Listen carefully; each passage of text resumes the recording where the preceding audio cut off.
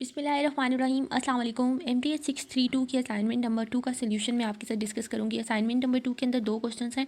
अगर आप मेरे चैनल पे न्यू और आपने अभी तक चैनल को सब्सक्राइब नहीं किया तो चैनल को सब्सक्राइब कर दें, इससे मुझे भी सपोर्ट मिलती रहती है।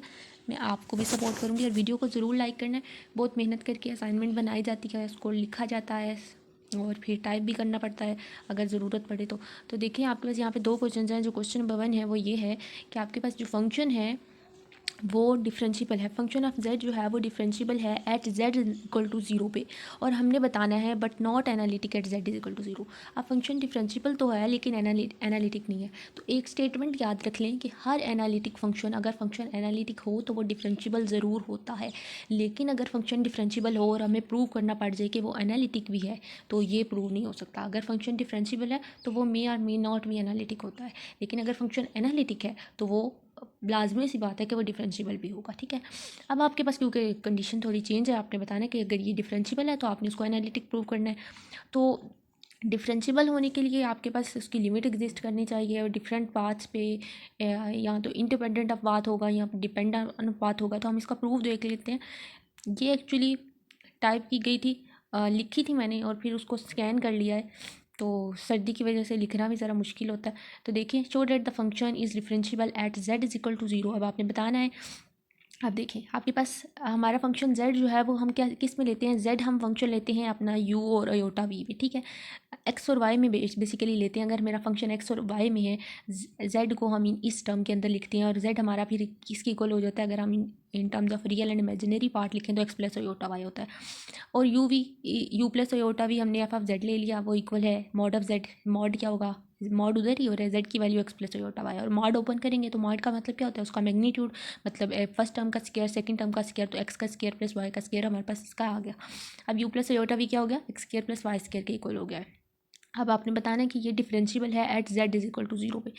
z इज इक्वल टू 0 पे डिफरेंशिबल प्रूव करने के लिए हमने क्या किया, सबसे पहले तो आपके पास इसका रियल पार्ट कौन सा है, आपके पास यहाँ पे एक ही पार्ट है, अयोटा वाली कोई वैल्यू ही नहीं है। तो u जब हमने इसको कंपेयर किया तो u is equal to this term, और अयोटा v के आगे कोई अयोटा वाली कोई टर्म नहीं है, तो v क्या हो जाएगा, 0 अयोटा। इट्स मीन के v के इक्वल टू 0। तो हमारे पास u और v के पाथ पॉइंट्स आ गए हैं। आप देखें बट एट, अब आपने बताना है कि ये डिफरेंशिबल है z 0 पे। z 0 पे डिफरेंशिबल होने का मतलब है हम इसको इस तरह से लिख सकते हैं, एट 0 0 इट्स मीन के z इज इक्वल टू 0 पे, मतलब ओरिजिन पे उसको डिफरेंशिबल प्रूव करना है।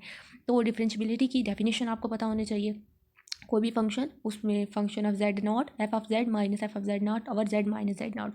ठीक है, अब आपका लिमिट क्या है, हमारा हमने ओरिजिन पे चेक करना है, z 0 पे चेक करना है, तो limit z approaches to 0 f of z minus f of 0 over, ये स्कैन की वजह से काफ़ी ख़राब ही हो गया, f of z minus f of 0 over z minus 0 लिख लिया। अब एफ ऑफ जेड क्या है, एफ ऑफ जेड हमें पता है x square root x square plus Y square है। एफ ऑफ 0 मतलब कि आपने जेड वाली इक्वेशन के अंदर, जेड के अंदर ही आपने उसकी वैल्यू को 0 पुट करना है। तो जब हम एफ ऑफ जेड के अंदर एफ ऑफ 0 पुट करेंगे तो हमारे पास उसकी वैल्यू भी आएगी, 0 ही आएगी। उसके बाद डिवाइडेड बाय z माइनस 0 है, तो z की वैल्यू आपको पता है x प्लस अयोटा y, तो x plus iota y minus 0 हो जाएगा। अब आपके पास ये वाली एक्स के root x square plus Y square और x प्लस अयोटा y वाली टर्म आ चुकी है, ये x है। ठीक है, अब आपने इसकी लिमिट चेक की। अब आपके पास जब z के ऊपर लिमिट थी, अब हमारा फंक्शन x और y में चेंज हो चुका है। पहले z में फंक्शन था, फिर हमने उसकी z को वैल्यूज, z की वैल्यू, z हमारा फंक्शन x और y में, अब हमारा फंक्शन x और y में चेंज हो चुका है, तो हमारी लिमिट भी क्या होगी, x और y में चेंज हो जाएगी। इट्स मीन कि x भी x जब x y 0 को अप्रोच करें, इट्स मीन कि x भी क्या है, 0 को अप्रोच कर रहा है और y भी क्या है, 0 को अप्रोच कर रहा है। अब हमारी लिमिट्स भी चेंज हो चुकी हैं, फंक्शन भी चेंज हो चुका है, हमारे पास ये इक्वेशन नंबर 1 बन के आ चुकी है। अब आपके पास यहाँ पे इसको इस यहाँ तक करने के बाद इसकी लिमिट चेक करने के डिफरेंट तरीके होते हैं। ठीक है, डिफरेंट मेथड होते हैं। मतलब कि आप उसको डिफरेंट पाथ्स के अलॉन्ग चेक करती हैं। आपको जो ज़्यादा डिफरेंशियबिलिटी के केस में जो हम पाथ्स चेक करते हैं वो ये होता है अलॉन्ग वाई एक्सिस। जब आप वाई एक्सिस पे हैं तो इट्स मीन वाई एक्सिस पे क्या होता है, वाई एक्सिस पे x 0 होता है। फिर एक और बात होता है जब आप एक्स एक्सिस पे हैं, तो एक्स एक्सिस का क्या मतलब होता है, जब आपके पास वाई 0 है तो एक्स एक्सिस पे वाई 0 हो गया। और वैल्यूज़ होती हैं कि हम y equal to m x पे चेक करते हैं। अगर इनमें से किसी कोई और भी वैल्यूज़ होती हैं, जैसे वाई इज़ इक्वल टू हम कह लेते हैं एक्स की पावर में m, या x is equal to y की पावर में n, तो ये काफ़ी तरीके होते हैं इसकी लिमिट को, डिफरेंशियबिलिटी को चेक करने के। ठीक है, अब मैं यहाँ पे दो तरीके लेके चलूँगी। y equal to m x पे मैंने किया था, लेकिन वहाँ उसका जो आंसर है वो m में सिर्फ आता है, डिफरेंट पाथ्स ही आएंगे। अब मैंने इसको दो पाथ्स पे चेक किया, लॉन्ग y एक्सिस चेक किया जब x 0 था। y एक्सिस पे क्या होगा, x 0 होगा। तो मेरे पास जो इक्वेशन नंबर 1 थी वहाँ पे मैंने x की जगह पे 0 पुट किया, तो आपके पास square root Y square over iota Y रह गया। आपके पास ये square root Y square Y रह जाएगा, वाई ओवर अयोटा वाई और 1 ओवर अयोटा, हमारे पास इसका आंसर आ गया।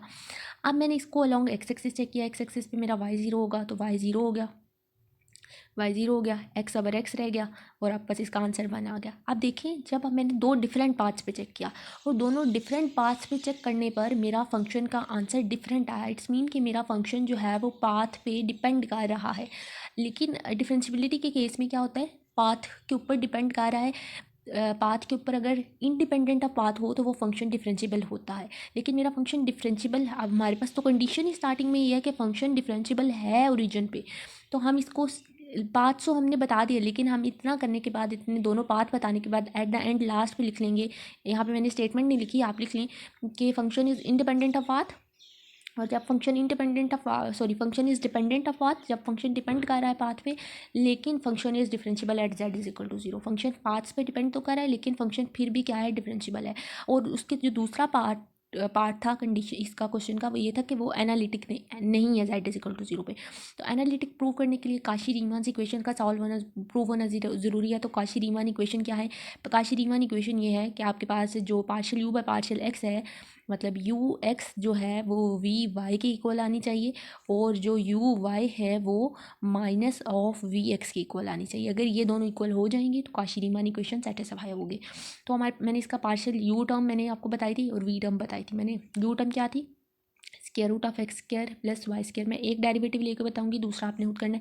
Partial you by partial x लेना है। मैंने क्या किया, मैं इसकी पावर में, इसको आपकी आसानी के लिए इसको इस तरह से लिख लेती हूँ। ओके, अच्छा जी, एक्स का स्क्वायर प्लस वाई स्क्वायर और इसकी पावर में मैंने 1/2, मैंने partial you by partial x लेना है। पावर स्टार्टिंग में 1/2 x square plus Y square एक दफ़ा एज इट इज़ आ गया, फिर पावर में से एक माइनस करेंगे तो पावर में से एक माइनस करने पे 1/2 -1 -1/2 आएगा।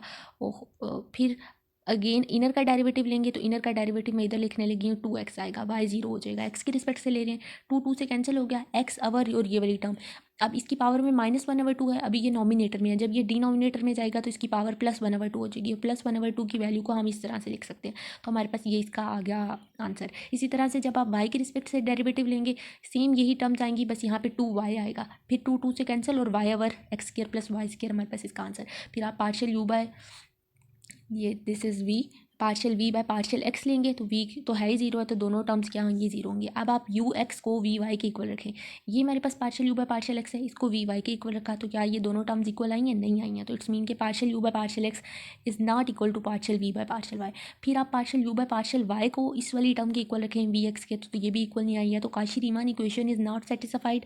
जब काशी रीमान इक्वेशन सेटिस्फाई नहीं की है z इज इक्वल टू 0 के लिए, इट्स मीन के function is not analytic at z is equal to 0, z is not equal. तो हमने इसको प्रूव कर लिया। क्वेश्चन नंबर 2 के अंदर हमने एनालिटिक रीजन बताना है इस फंक्शन का, f(z) का x माइनस वाई का क्यूब और अयोटा 3x/y। अब आप इसके अंदर से रियल और इमेजिनरी पार्ट इजीली बता सकते हैं। First part is the real part और second part is the imaginary part. तो हमारे पास u क्या आ चुका है, u हमारे पास आ गया जी x माइनस वाई का क्यूब, और v क्या आ गया ये। अब आप उसी तरह से एनालिटिक है, it's mean Kashi Riemann equation satisfy होनी चाहिए। तो मैंने इसका partial u by partial x लिया, तो 3x माइनस वाई का स्क्वायर आ गया, फिर partial u by partial y लिया तो -3x माइनस वाई का स्क्वायर आ जाएगा। डेरिवेटिव है सिंपल, पार्शियल डेरिवेटिव आपको लेना आता होगा। फिर आपने इस पार्ट का v पार्ट का partial, this is v, partial v by partial y लेंगे, तो v बाय पार्शियल y लेने से क्या होगा, 3 इधर ही आपके पास y की रिस्पेक्ट से ले रहे हैं, x 0 हो जाएगा और y 1 आ जाएगा, तो 3 आपके पास partial v by partial y आ गया। फिर आप partial v by partial x लेंगे तो उसी तरह से आपके पास 3 इधर ही, x की वैल्यू 1 हो जाएगी और y 0 हो जाएगा, तो आपके पास partial v by partial x क्या आ गया, 3 आ गया। ये कुछ स्कैनिंग में मसला हो गया, बाकी आपने इसको जैसे जो मैंने बोला वो आपने नोट करना है। आप देखें, हम इसको कंपेयर करेंगे, अब सारे पार्शियल डेरिवेटिव्स जो हैं वो कंटिन्यूस हैं। फंक्शन ऑफ z को एनालिटिक होने के लिए ये वाली कंडीशंस का सेटिस्फाई होना ज़रूरी है। तो मैंने u(x) को vy के इक्वल रख लिया, 3x माइनस वाई स्क्वायर को इसके vy वाली टर्म के इक्वल रखा, मतलब कि मेरे पास जो partial u by partial x आया था उसको इस टर्म के इक्वल रखा। फिर uy को partial u by partial y को माइनस vx के इक्वल रखा, माइनस साइन, और vx की वैल्यू 3 आई है। यहाँ से माइनस साइन ये वाला माइनस साइन इस माइनस साइन से कैंसिल हो गया, x minus y square equal to 1। ये वाला 3 इस 3 से कैंसिल, यहाँ पे भी 3 से cancel, x minus y square equal to 1। तो दोनों इक्वेशंस के लिए हमारे पास आंसर सेम आए हैं। इट्स मीन के फंक्शन एनालिटिक है ऑल पॉइंट्स पे। कौन से सारे पॉइंट्स पे एनालिटिक है? X minus y square equal to 1 के लिए।